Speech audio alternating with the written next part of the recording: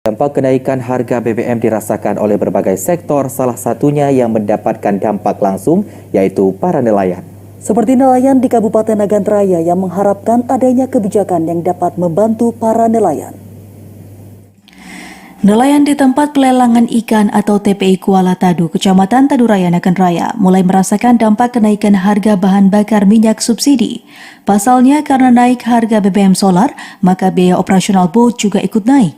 Dalam sekali melaut, biasa nelayan membeli solar Rp200 hingga Rp230.000, kini naik menjadi Rp250.000 dalam sekali melaut.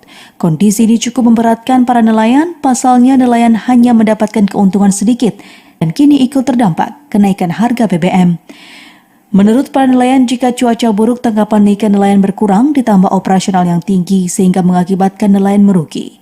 Nelayan berharap agar pemerintah memberikan perhatian kepada mereka saat harga BBM naik seperti saat ini karena mereka merupakan kalangan yang terdampak langsung dari kenaikan harga BBM subsidi.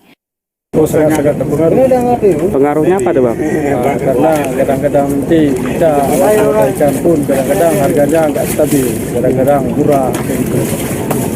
Maka kalau minyak naik kan sangat susah para nelayan. Bang, untuk sekali operasional berapa Bang nelayan menghabiskan minyak di sini? Kadang-kadang 300, 2,5.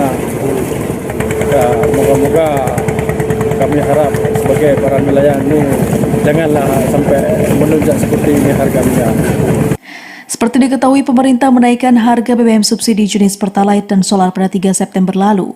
Kenaikan harga BBM mengurangi beban anggaran pendapatan belanja negara atau APBN. Dari Nagan Raya, Aziz Saputra, TVRI Aceh melaporkan.